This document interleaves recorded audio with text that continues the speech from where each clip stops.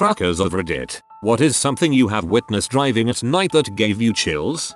Not nighttime, but close enough. My dad is a truck driver who regularly makes trips to a nearby major city. This city is known as one of the most dangerous cities in the country, so my dad takes special precautions. One of them being he always leaves several car lengths in front of him at a red light so he can get out if needed. One day around 5 AM he was sitting at a red light and someone hit him so hard that his truck moved forward several feet and it knocked the hat off of his head. He looked in the rearview mirror and saw someone run up to the back of his trailer and faint. He decided he should stay put and wait for the police to show up. Turns out a Cadillac had hit him from behind going 110 miles per hour. Both men in the front seat were completely decapitated. You could see the spot on the trailer where their heads hit. The driver was still drunk and high from the night before. My dad was put on leave for several weeks and endlessly questioned. For some reason the police thought it was suspicious that he had left space between him and the next car. He felt really guilty about it for a long time, but we told him had he not been there they would have hit the cars in front of him and more people likely would have died. I was a kid when this happened and he never let me ride along with him again. Obligatory, not a trucker, but I work as a customer service rep for a trucking company in Omaha. Two stories that come to mind. Both are quite serious. The first one happened about a year or two before I started. One of our local Omaha drivers was grabbing a load from the Council Bluffs rail and headed towards downtown 13th St. A woman had stepped out in front of his truck and she was killed instantly. Investigators had later found a suicide note she had written shortly before our driver hit her. The driver was a new guy and he quit immediately after the accident. This one happened shortly after I started working there. We dispatch local and OTR drivers and one evening, just before shutting down for the day, we start getting multiple calls from people in the California area headed west. Motorists are reporting that one of our drivers is speeding, cutting off people, not signaling, and just all around reckless driving. We managed to identify the driver in question, call him up, and the guy is inconsolable. Turns out his sister had been murdered at her apartment and he was literally racing to get back to NE as fast as his truck could take him. My boss told him to park the truck immediately and bought 2 plane tickets. One for the driver to fly back to Omaha and another ticket to fly a volunteer out to California to pick up his truck. That last one is insanely wholesome. Good on your boss for being a good guy.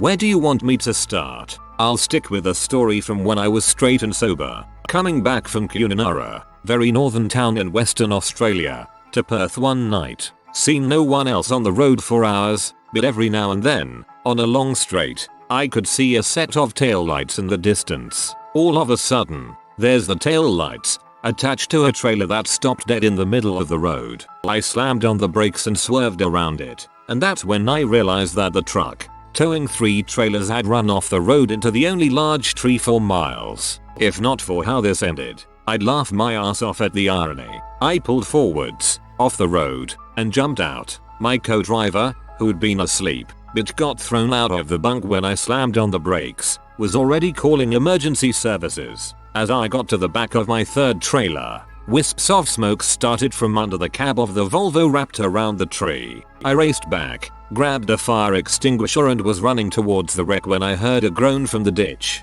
about 10 meters in front of the wreck. The driver had been thrown clean through the windscreen, and while he was an absolute mess, at least he was alive. The Volvo was, by now, in flames, but that just gave me some light to inspect old mate for injuries. And then I heard the sound that, even now, tears me to the core. A thin, high-pitched squeal, gradually progressing into the most soul-piercing scream I've ever heard. His co-driver had also been asleep in the bunk, and with the truck wrapped around the tree, he was stuck, and I hadn't thought to fight the fire, and now some poor bastard was burning to death, trapped in a steel coffin, while I just collapsed, impotent and broken. I still drive trucks now. It's my life. It's cost me several relationships and a marriage, but I don't know anything else that I can do. I love the life. I love the freedom, and I always know that I can lose everything in the blink of an eye, but I never again, and never will, drive as a 2-up team. I could never live with killing a workmate because I fricked up. I-25 south of Albuquerque, there's a huge dip, straight down one side of a canyon and up the other. I'm a very safe driver, so I took the downgrade slow and crawled up the other side with my hazards on. Looking in my mirror, I see headlights from another truck at the bottom. Then 2 jets of flame shoot like 20 feet into the air above it. This truck runs past me doing 80 up the slope. I didn't even know it was possible to put nitrous into a semi. I know it ain't legal, but I thought the devil himself was riding up on me. Dear God, I want to see nitrous semi trucks racing on a racing track. My buddy is a trucker. He was stopped at this rest stop somewhere in Ohio. He was outside of his truck checking something near the rear trailer wheels. A car pulled upside him and the driver rolled his window down. The driver was a middle-aged male and creepily asked my buddy if he wanted to have a good time. My buddy responded, "Nah, leave me alone." The guy driving the car sped off. Around 2 hours later, my buddy went back outside to check something near the rear wheels again. As he was bent down, he heard this car approaching quickly. It was the same man he encountered earlier. The man attempted to hit my friend with his car at probably 25 mph, but was unsuccessful as my friend jumped under the trailer. The driver of the car stopped about 30 feet from the trailer and put his car in reverse. As he began to back up, my buddy grabbed his tire iron and threw it at the car. The tire iron smashed through the rear window of the car. The driver sped off immediately. My buddy didn't get a plate number or great description of the vehicle or guy as it all happened at night. He was upset that he lost his tire iron though. Truck stops in Ohio are known as places for gay male hookups. I'm not sure why, but it's a thing. Not me, but my aunt. She was driving at 1 AM down rural roads in the UK. They tend to be quite narrow, no paths and no lighting, and didn't see a jogger in the road, wearing all black. Sadly, she hit him and he died. The emotional toll on her was too much. She quit driving and became reclusive for some time.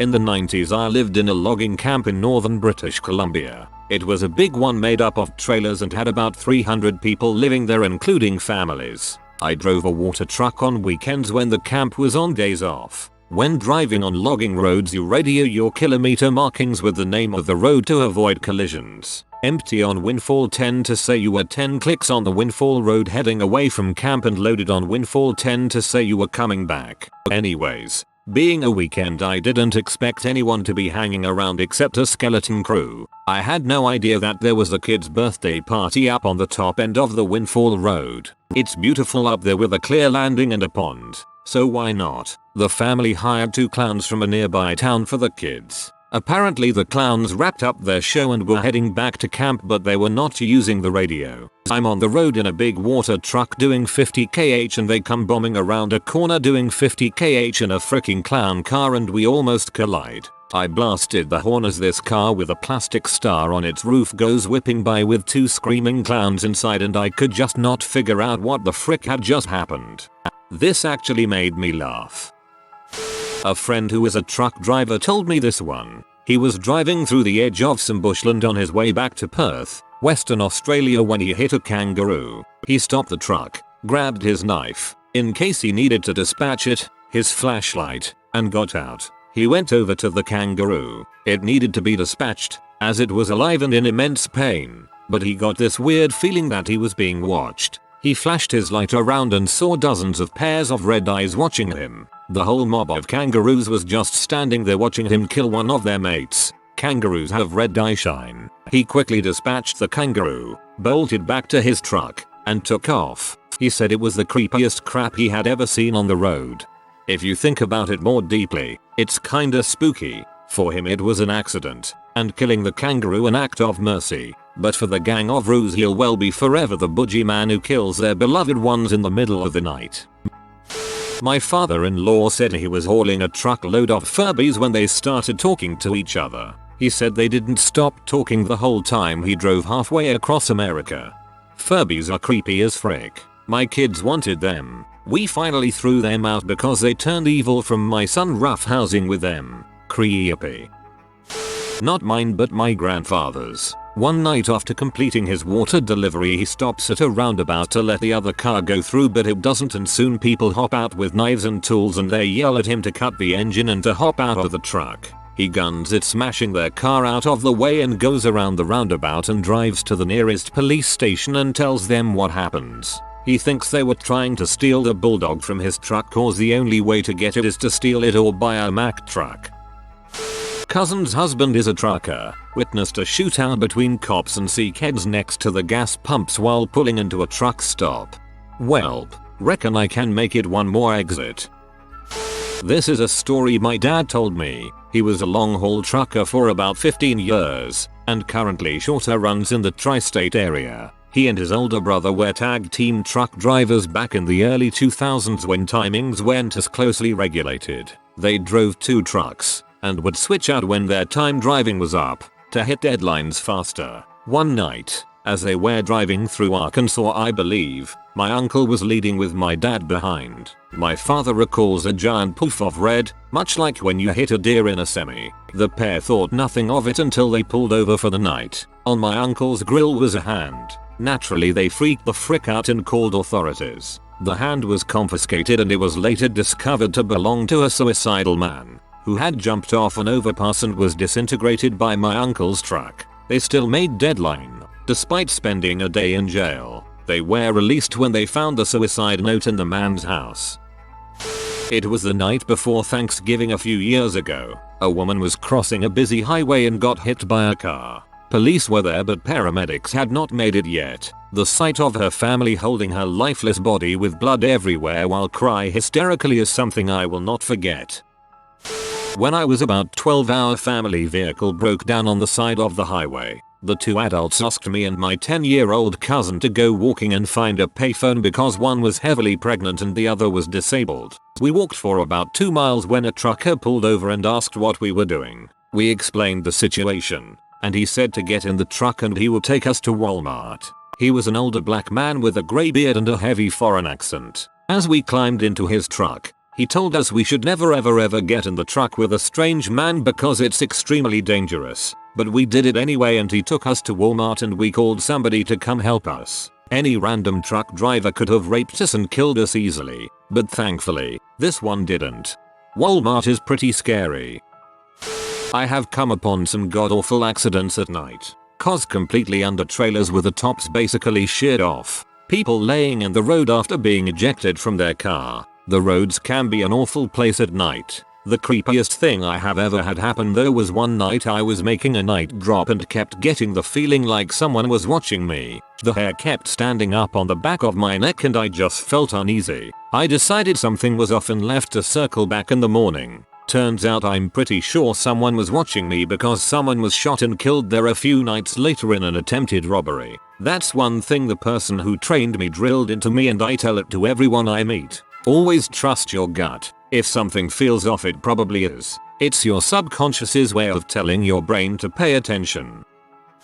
I've posted this before, but the most frightened I have been driving a truck was going over Donner Pass one night on I-82 at Sacramento. I had stopped in Reno and checked weather reports. It was early May or late April. Can't remember now, but there was still a chance of bad road conditions up there. The weather reports called for light snow flurries and the CA site said chain laws were not in effect, so I went on my way. I got up to the top and suddenly the sky just dumped a blizzard. It was almost total whiteout conditions and I was past the chain up areas and the rest areas with no real safe place to stop.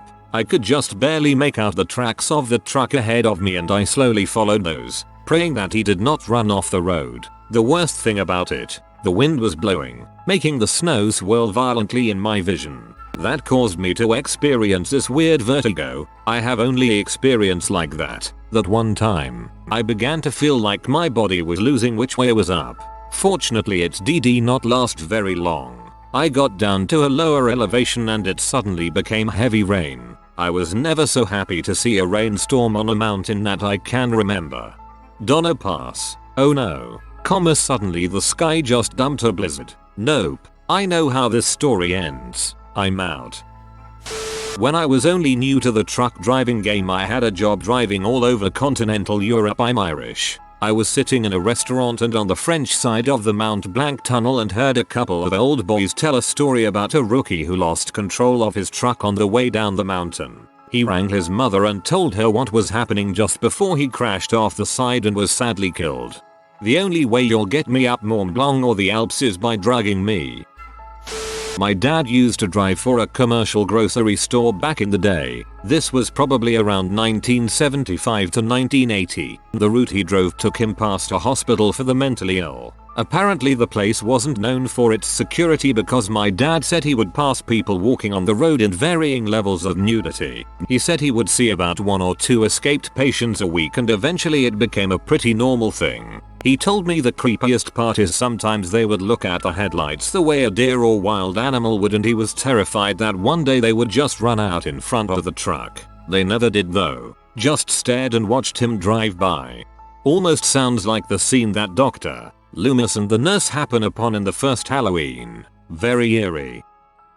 That happened a long time ago to my grandfather's friend. That friend was an experienced trucker and was kinda training a younger one, taking him to where he went. So, it's midwinter and they are driving through a snow desert stretching for as far as I can see. It's middle of nowhere and there was not a soul for literally hundreds of kilometers around. I should have clarified that story as taking place in the Soviet Union somewhere near Omsk back in the 60s. This means there was practically no traffic whatsoever, because car ownership was very limited at the time. A trucker could drive for hundreds of miles without seeing a single car. While they were driving, an immense blizzard hit them, reducing the visibility to 1 meter maximum. They kept on driving until they went off the road and got stuck in the snow. Again with no passing cars, their situation was desperate. There was little food, no heating, no other supplies, and the blizzard could potentially continue for days. After 6 hours of what I imagine was a very uneasy waiting,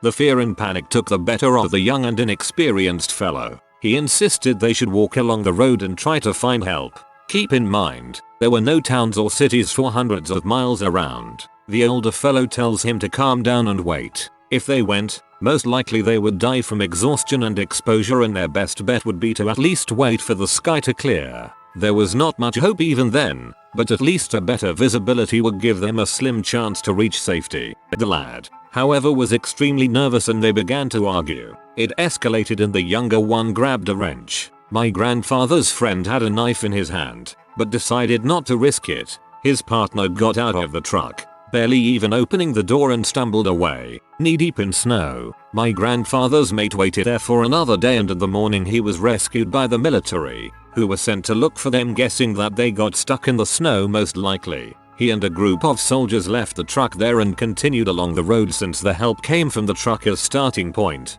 Point A. The other fellow went towards their destination. Point B. In a few kilometers, my grandfather's friend saw a small black object, barely visible in the sea of white. His heart stopped because he was guessing what this was. He yelled at the soldiers to stop the car. Upon inspection, buried in the snow was his young partner. The black object was his cap, which could easily have been missed, so deep was he buried in the snow. The body was sat upright, frozen and rigid as stone. The trucker told my grandfather that the cold has perfectly captured the expression of profound despair and horror on the young and boyish face of the lad. That fellow blamed himself for the rest of his life for not stopping him, for failing to convince him to stay. Please pardon my English. Just wanted to share this one.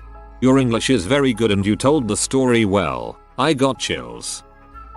Not something I've witnessed but happened to me. I was driving down Hell's Pass in British Columbia in the winter when my truck started to jackknife. The cab was right up against the trailer and I was being pushed down the hill sideways. 7-10% grade. I managed to use the trailer brake to bring cab back around and bring the truck to a safe stop, but still scary as heck. Short haul driving on Northway toward Quebec. No cell signal or sparse in that area. My cell rings. WTF. No number. No caller on the other end. I turned off the phone. A minute later, I see this red splatter from the right. Slow vehicle. Lane. Into the center and then like a long drag mark. It ended in the left lane. I slowed a bit and realized it looked like a rolled up carpet. I kept driving. About 3 kilometers ahead, or about a mile and a half, there was another truck pulled over, flashers on, and driver inspecting the front. I pulled over to check on him. Sure enough, he was the one that hit the carpet. A deer, as he told me. He had a push bar on his Volvo. Nice rig. and it was covered in deer entrails and blood. Had to radio in for assistance as he said his temp went up, and there it was. A leg and hoof were literally inside the radiator fins. Nice troopers showed up. Those dang flashing LEDs are way too bright,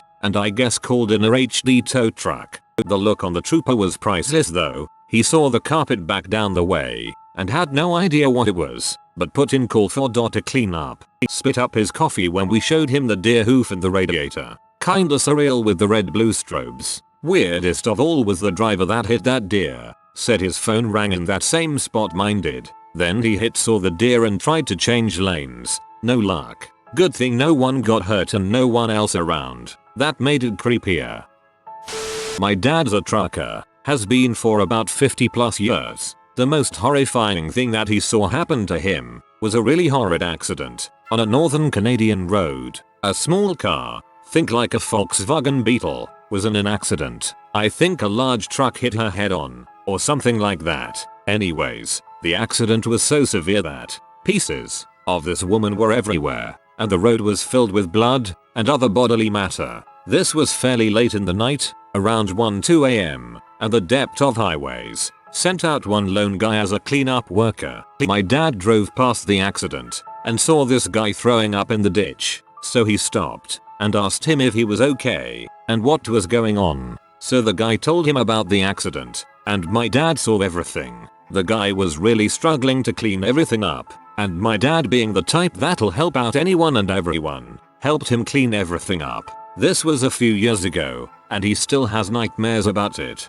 What a good guy to help him though. That's an awesome action. To put yourself in that situation just to help someone you don't know out. That's really cool.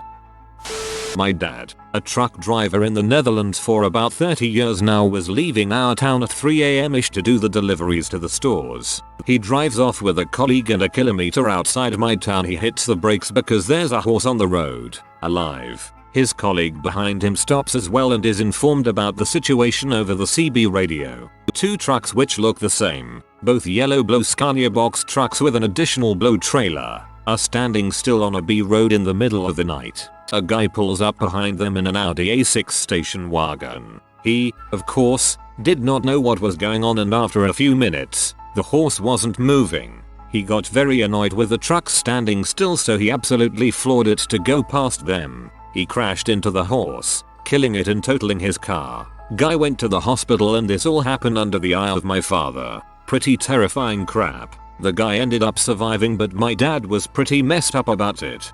Man, frick that dude. That poor horse. A month ago, a truck driver passed me at least 60 miles per hour and crossed to the other lane to get ahead of everyone else before crossing back to our lane. Thing is, he couldn't go back to our lane because it was closed up ahead. It was a narrow 2-lane road, like each lane for an opposite direction, and they were doing road work on it, so they closed one lane. Put a bunch of signs and traffic cones and cops to direct the traffic. Because there was only one lane left and cars coming from both directions couldn't, which is why our side of the traffic stopped entirely, because there was a giant glowing red X in front of us and a traffic cop signing us to stop, because there were cars from the other direction. But the truck driver didn't see the cars coming at him yet from behind all the red cones and signs, and just ignored all glowing red lights motioning him to stop or at least slow down, and kept going, cutting an entire line of cars who did stop, until he reached the head of the line just when cars started coming out from the opposite direction and right at him. Never seen a truck brake so hard in real life before. Thankfully it was a small truck because he stopped pretty quickly and was even able to move a few inches to side so he wouldn't block the road completely. Don't know who got scared the most, the truck driver, the poor driver who he nearly crushed into, or the other drivers watching it. I was driving on a 2-lane road through New Brunswick, Canada, HWY 17 towards Glencoe, around 3 am. I has never driven this road and there was nothing around. It was in the middle of nowhere. I hadn't seen another car for at least an hour. I passed 2 people and a car on the side of the road looking at a car that was flipped over in the ditch, but still had its lights on, so it looked like it happened recently. The car on the side of the road had no apparent damage. I initially drove past them about 200 meters, then stopped and reversed back to them, and got out to see if they needed help, or a phone or anything. I asked if everything is okay, and they responded in French, not uncommon in that part of the country. So I just motioned to my phone like, do you need my phone? Do you need to phone someone? They looked at me and said something else in French, and I got the feeling they didn't need me. So I started walking back to my truck, while looking back at them to confirm they were okay. Fire left. It just seemed surreal after driving for a long time and seeing no one on the road. These two guys were just standing on the side of the road talking and looking at a flipped over car, and didn't seem to be doing anything about it. Also, later that same morning, around 7 AM, I passed a car that had just hit a moose waiting for paramedics. For the person, the moose was dead. I could see the moose's heart on the road still. Typical New Brunswick. Empty highways. Then two random Acadian dudes with a flipped car, not really bothered about it, and a dead moose. I hope someone called their buddy with a pickup to come get the rest of the moose. The scariest thing that has ever happened to me. About 10 years ago I ran out at night to a 7-Eleven to get a pack of smokes. There was a 7-Eleven right outside of my subdivision. I'm standing in line and a huge dude gets in line behind me. No big deal. I'm not a small woman myself. I'm about 5 feet 10 and, at the time, was almost 300 pounds. But this dude was substantially larger. I'd say about 6 feet 5, close to 400 pounds. He complimented my necklace, and I just got the creepiest vibe from him. And I never ignore creepy vibes. I know better. I said thank you, got my smokes and got in my car. As soon as I'm pulling away, he's getting into his truck and starts it. I pull out of the parking lot left. So does he. I pull a right turn into my subdivision. So does he. I go up the 2 more streets and go to pull a right onto my street. So does he. At this point I'm pretty freaked out. So instead of parking outside of my house, I just keep driving around my neighborhood. He followed me around for 20 minutes, taking every single turn I did. I was just about to call the cops or my dad or someone, when he gave up and turned down a street that takes you out of my subdivision. Stay alert, folks. Ex-tow operator. Got a phone call from my wife who was picking me up at 1 AM. She calls frantic screaming there's been an insane accident, but she only sees one car. Our shop was a block away. I get there to light it up with my emergency lights and block the scene for first responders. There's only one car. This is a 6-lane bridge that goes over the thruway. The car's engine is inside the firewall. There is no front of the car. I get out and I'm talking with this guy who's in shock. I ask him, were you hurt? He says, no. I pulled over because I thought I had a flat tire. I walked around the front to look at the passenger's side, and soon as my foot hit the curb I heard a loud bang. I turned around and my car is gone. My next words are, what did you hit? He said nothing at all. Now I am more confused and hint at the front of his car is gone. He says, nope, that's not my car. WTF. So I start looking around. There isn't a car on the road and nothing within eyesight, which I can clearly see in 1/4 of a mile, and there is nothing anywhere.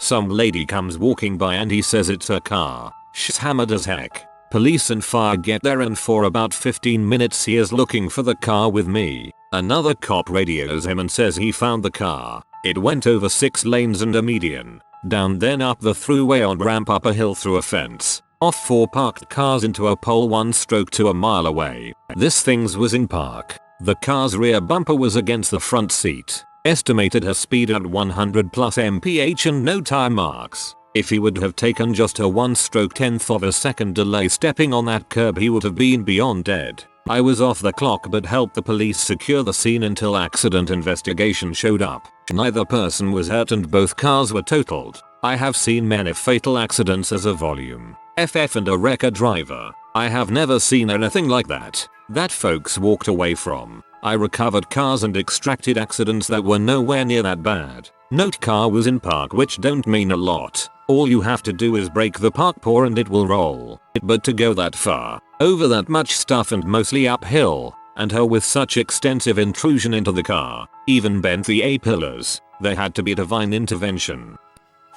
I'm not a trucker, but I've always come across this cutout of Bigfoot that someone keeps moving around near the highway. hiding it in the shade of the tree so you can see it, but are unable to notice right away that it's not real. It's just a pitch black silhouette cut out with bright red eyes and about 5 feet tall. Every time I see it, I get chills, until I realize at the last minute that it's just a cardboard cutout. If I ever find the guy who came up with that idea, I'm seriously going to slug him.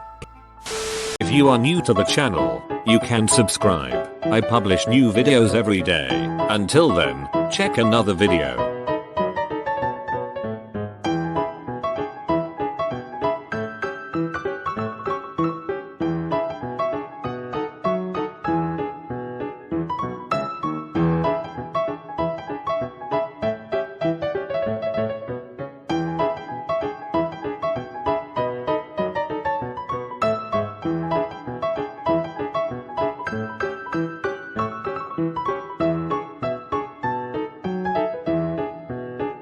Bye for now.